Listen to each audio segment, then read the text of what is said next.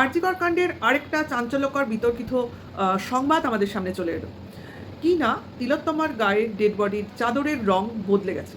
কিভাবে বদলে গেছে? কিভাবে খবরটা আমাদের সামনে চলে আসলো? আসুন সেটা নিয়েই আমরা এখন আলোচনা করি। আজকে প্রায় ২১ দিন হতে চলেছে এই ঘটনা ঘটেছে। অথচ এই ঘটনার সপক্ষে যা প্রমাণ তথ্য ছিল কোনো কিছুই আমরা দেখতে পাচ্ছি না। সমস্ত লোপাটের একটা অভিযোগ উঠেছে। সিবিআই তদন্তের কোনো খবরই আমাদের সামনে আসেনি। জাস্ট জিনিসটা একটা আ অসম্পূর্ণ অবস্থায় পড়ে রয়েছে। আমরা কি এখন হতাশ হয়ে যাব? নাকি আরও উদ্যমে আমাদের এই সংগ্রাম, এই বিদ্রোহ, এই অভিযান চালিয়ে যাব? অবশ্যই চালিয়ে যাব। থামবো না। এবার আমরা থামবো না। কারণ অন ডিউটি একজন ডক্টর খুন হওয়াটা মোটেও স্বাভাবিক ঘটনা নয়। কিছু অপরাধী তাদের কার্যসিদ্ধির জন্য তাকে ইহজগৎ থেকে সরিয়ে দিয়েছে, তার বাবা-মার কোল খালি করে দিয়েছে এবং তার সকল স্বপ্নের সমাধান করে দিয়েছে এক রাতে, এক রাতে। যাই হোক, চলে আসি কিভাবে এই তথ্য আমাদের সামনে চলে আসলো।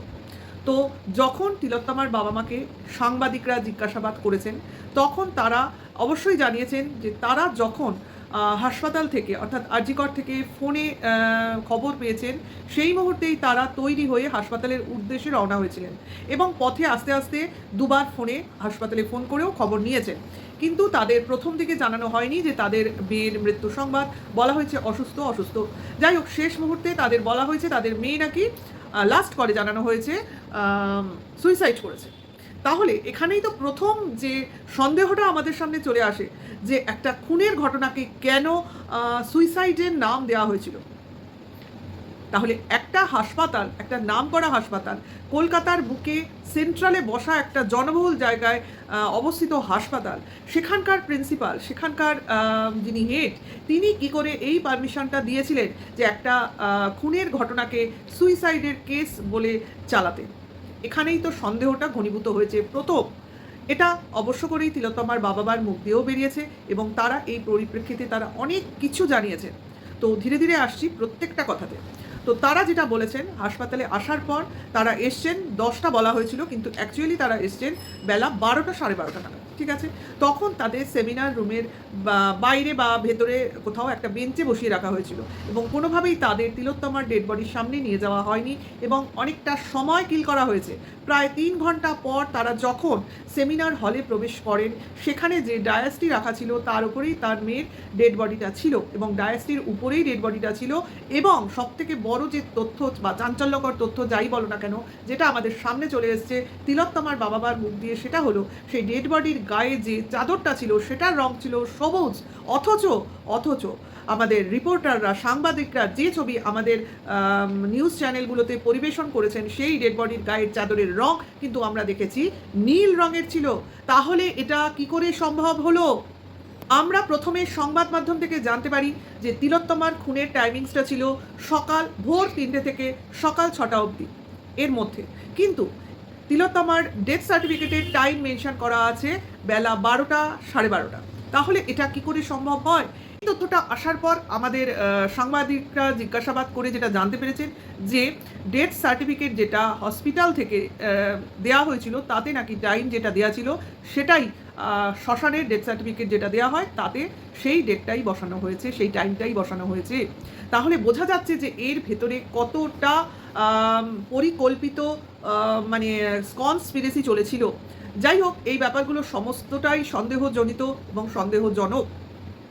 চাদরের কথা যেটা বলছিলাম সেটা হচ্ছে, আমরা যখন প্রথম সংবাদ মাধ্যমের মাধ্যমে জানতে পারি যে তিলোত্তমার মৃত্যু ঘটেছে এবং সে কিভাবে তার সঙ্গে ঘটনাগুলো ঘটেছিল, তার ঘুমোতে যাওয়ার সময় সে একটা লাল কম্বল গায়ে দিয়ে শুয়েছিল, এই রকম তথ্য কিন্তু আমরা একদম পূর্বে ফার্স্টে জানতে পেরেছিলাম।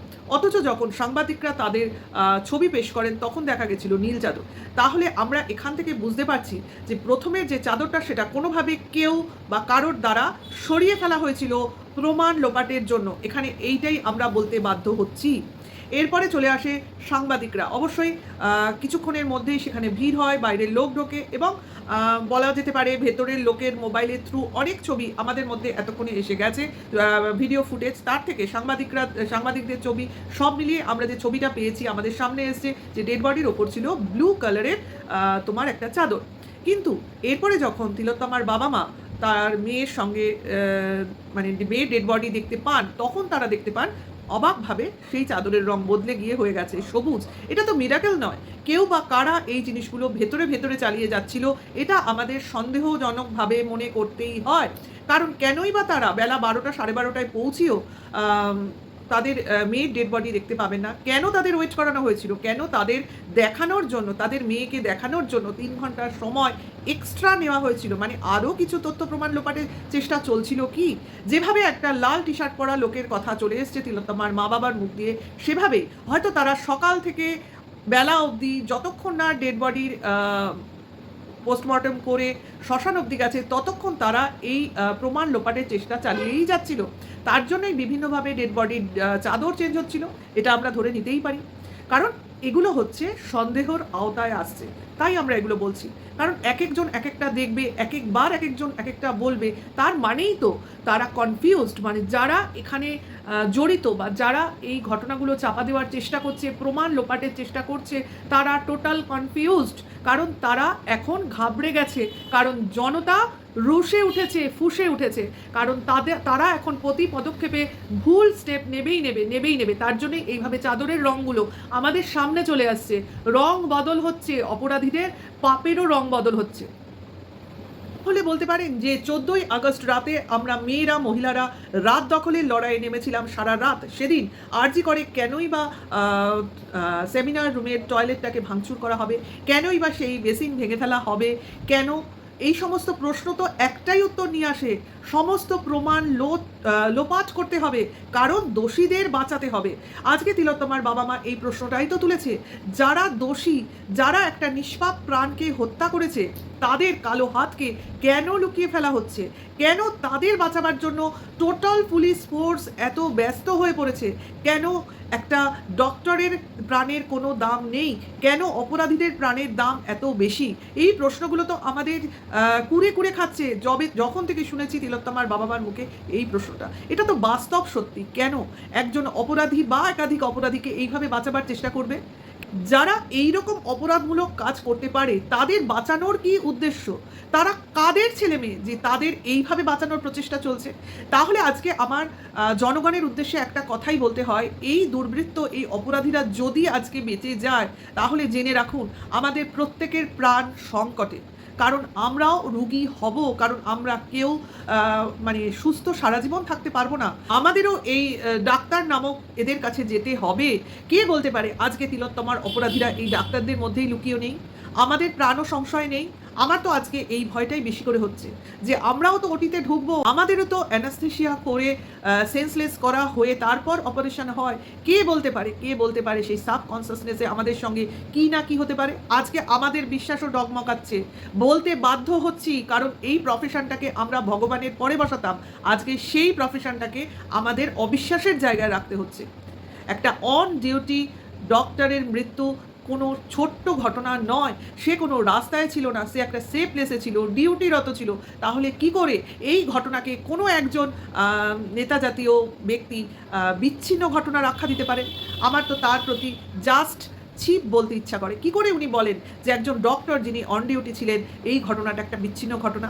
এটা কোনো সমাজের উপর প্রভাব ফেলবে না? সমাজের উপর তো অলরেডি প্রভাব ফেলে গেছে, কিন্তু যারা এই ঘটনা ঘটিয়েছে তাদের ধরা পড়ার ব্যাপারে কোনো তৎপরতা নেই কেন পুলিশ প্রশাসনের?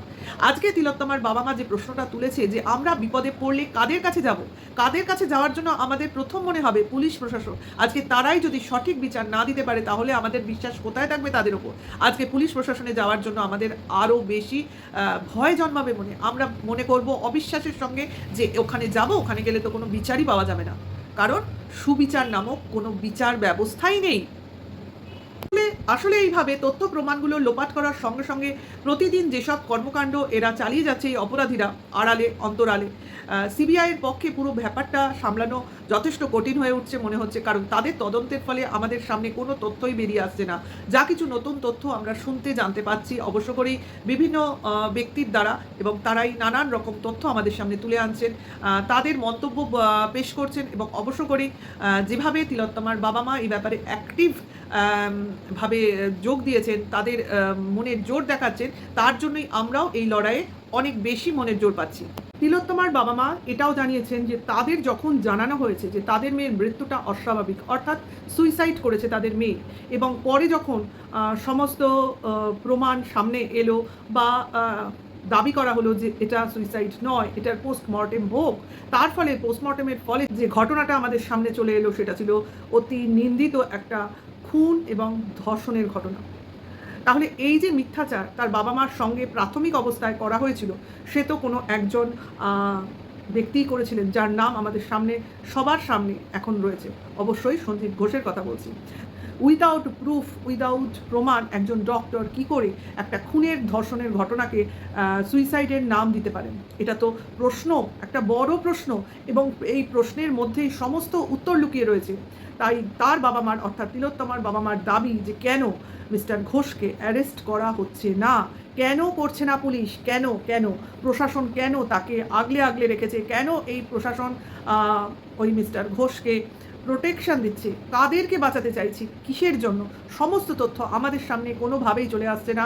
জনগণের সামনে, দর্শকদের সামনে, মিডিয়ার সামনে সমস্ত কিছু গোপন রাখা হচ্ছে, অথচ আমরা সবাই বুঝতে পারছি যে যেটা আসল জিনিস সেটাকে চাপা দেওয়ার চেষ্টা করা হচ্ছে, আসল তথ্য সবাই মিলে চাপতে চাইছে। কেন পুলিশ প্রশাসন কেন এই ঘটনার বিরুদ্ধাচরণ করছে না? এটা আমাদেরও প্রশ্ন, আমাদের পুলিশ প্রশাসন বিচারকের সামনে। তারপর অনেকগুলো ঘটনাই আমাদের সামনে সন্দেহজনকভাবে চলে আসছে। এক তো এই খুনের ঘটনাকে সুইসাইডের নাম দেওয়া, দ্বিতীয়ত টাইমের প্রবলেম, যখন ঘটেছে টাইম, তারপরে তোমার ডেথ সার্টিফিকেটে টাইম মেনশন করা, তারপর বাবা মাকে অপেক্ষা করানো এবং তার মেয়ের সামনে নিয়ে যাওয়ার পর এই যে চাদরের রং বদলের প্রসঙ্গ উঠে আসছে সেই প্রসঙ্গটা, দ্বিতীয়ত ঘটনার পরে যে আমাদের আন্দোলন শুরু হয়েছিল তার পরিপ্রেক্ষিতে যে সিবিআইকে দাবি করা হলো বা সিবিআই আসার ব্যাপারটা শুরু হলো বা সিদ্ধান্ত নেওয়া হলো সিবিআইয়ের ব্যাপারে, সিবিআই তদন্তের ব্যাপারে, তখন কেন সেমিনারের সংলগ্ন টয়লেটের বেসিন, বাথরুম সমস্ত দেয়াল ভাঙচুর করা হলো? তার মানে একটাই, এখানে সমস্ত তথ্য প্রমাণ লোপাটের জন্য সবাই এত তৎপর হয়ে উঠলো কেন, কিসের জন্য? যেখানে পুলিশ প্রশাসন পুরো ব্যাপারটা তদন্ত করছে, দেখছে, সেখানে তাদের সামনেই এই ধরনের ঘটনাগুলো ঘটছে কেন? কেন এত অরাজকতা চলছে? কেন মানুষের বিশ্বাসের জায়গায় এইভাবে আঘাত আনা হচ্ছে? এটা কিন্তু অনেক বড় প্রশ্ন আজকে আমাদের সকলের সামনে। খুব ভালো কথা বলেছেন তিলোত্তমার বাবা মা। তারা চেয়েছেন যে তাদের মেয়ের যেন সুবিচার হয়, তারা সুবিচারের আশা রাখেন, তার জন্য তারা সিবিআইয়ের উপরেও আস্থা রাখেন। যদিও সিবিআইয়ের তদন্তের মাধ্যমে কতটা অগ্রগতি হয়েছে সেটা আমাদের সামনে এখনও এসে পৌঁছয়নি, কারণ তারা তাদের চেষ্টা চালিয়েই যাচ্ছে। কিন্তু এই যে তথ্য প্রমাণ লোপাটের একটা খেলা চলছে, তার থেকে আমাদের মনে হচ্ছে আদতেই কি সিবিআই কোনো কিছু বার করতে পারবে? কারণ সমস্ত তথ্য প্রমাণ এইভাবে লোপাট হতে থাকলে তাদের কি করার থাকতে পারে? কিন্তু তার মধ্যেও একটা ছোট আশা আমাদের মধ্যে থেকেই যায়, সেটা হলো আমরা চিরকালই জানি অপরাধী অপরাধ করে এবং সে তার সমস্ত প্রমাণ লোপাটও করার কথা মস্তিষ্কে রাখে, কিন্তু কোথাও একটা ছোট্ট ভুল সে করে যাবেই, কারণ এই ভুলটুকু সে তার তৎপরতার জন্যই করবে এবং সেটা তার মনেও থাকবে না। সেই ছোট্ট সুরাগ, সে ছোট্ট একটা তোমার পয়েন্ট যেখানেই আমাদের যেটাকে আমাদের খুঁজতে হবে এবং সেই জায়গা থেকেই আসল দোষীদের শনাক্ত করা সম্ভব হবে এবং তাদের প্রকৃত জায়গায় প্রেরণ করা হবে এবং তাদের সঠিক সাজা হবে, এই আশাটুকু আমাদের মধ্যে এখনও আছে এবং আমরা সেই আশাতেই এইভাবে প্রতিবাদ আন্দোলন চালিয়েই যাচ্ছি, চালিয়েই যাব। কারণ এখন আমাদের সমাজ ব্যবস্থার প্রতি আস্থা ক্রমশ লোপাট হচ্ছে, কারণ এখন আমরা কেউ সুরক্ষিত নই, কেউ, কি ছেলে কি মেয়ে কি বাচ্চা কি বুড়ো, কেউ না। যে কোনো পরিস্থিতিতে আমাদের সঙ্গে যে কোনো অঘটন ঘটে যেতে পারে, কারণ একজন ডক্টর যিনি অন ডিউটি থাকেন তার সঙ্গে যদি এই মর্মান্তিক ঘটনা ঘটতে পারে, কে বলতে পারে কোনো মহিলা যিনি প্রশাসনের টপ লেভেলে আছেন তার সঙ্গে ঘটবে না? কারণ যতই হোক তিনি জেন্ডারে মহিলাদের যেখানে টার্গেট করা হচ্ছে সেখানে তো যে কোনো পজিশনেই করা হতে পারে। এতদিন আমরা ভেবেছিলাম হয়তো বা রাস্তাঘাটের একলা মহিলা পেলে বা সেখানে এরমভাবে কিছু টার্গেট করা গেলেও যেতে পারে, কিন্তু আজকে একটা কর্মব্যস্ত জায়গায় যদি এই ঘটনা ঘটতে পারে তাহলে আমাদের এখন নিরাপত্তা কোথায়? কাজে এই যে আমরা চিৎকার করে সরবে বলছি we want justice, we want justice, তো জাস্টিস তো আমাদের পেতেই হবে, আমাদের হাঁপিয়ে গেলে চলবে না, আমাদের দাবিটা অবশ্যই মানতেই হবে, মানতে হবে না, মানাতেই হবে, এবং তার জন্য আমাদের আন্দোলন চালিয়ে যেতে হবে। কোনোভাবে কোনো অবস্থাতেই নিজেদের থামতে দেওয়া চলবে না, নিজেদের শ্রান্ত করা চলবে না, এবং নিজেদের প্রতিবাদ আমাদের নিজেদের মতো করে গড়ে তুলতে হবে। যে যেভাবে পারো সেভাবে প্রতিবাদ গড়ে তোলো, কোথাও কোনো জিনিস ঠান্ডা অবস্থায় রেখো না, কারণ এখন সোশ্যাল মিডিয়ার যুগ। নিউজ চ্যানেল তো বরাবরই ছিল, খবরের কাগজ তো বরাবরই ছিল, তারা তাদের কাজ করছে। আমাদের হাতে যেটুকু ক্ষমতা আছে আমরা সেইটুকু ক্ষমতার সঠিক ব্যবহার করব, এবং অবশ্যই সঠিক বিচারের জন্য আমরা আমাদের কাজ করে যাব আমাদের মতো করে, অবশ্যই, কারণ আমরাও এখন নিরাপত্তাহীনতায় ভুগছি। শেষে আমি অবশ্য করেই বলবো আবারও সবার উদ্দেশ্যে সবাইকে একত্রিত হতে এবং এই আন্দোলনে সামিল হতে, এবং সবাই প্রতিদিন অন্তত একবার করে উই ওয়ান্ট জাস্টিস বলে প্রতিবাদ তুলুন, প্রতিবাদের ঝড় তুলুন, এবং নিজের দাবি অবশ্যই মানানোর জন্য যা যা করার আপনাদের আয়ত্তের মধ্যে সেই ব্যবস্থাগুলো অবলম্বন করুন। এখানেই আমি ভিডিওটা শেষ করব। অবশ্যই আবার নতুন একটা ভিডিওর সঙ্গে খুব তাড়াতাড়ি আসছি। টাটা।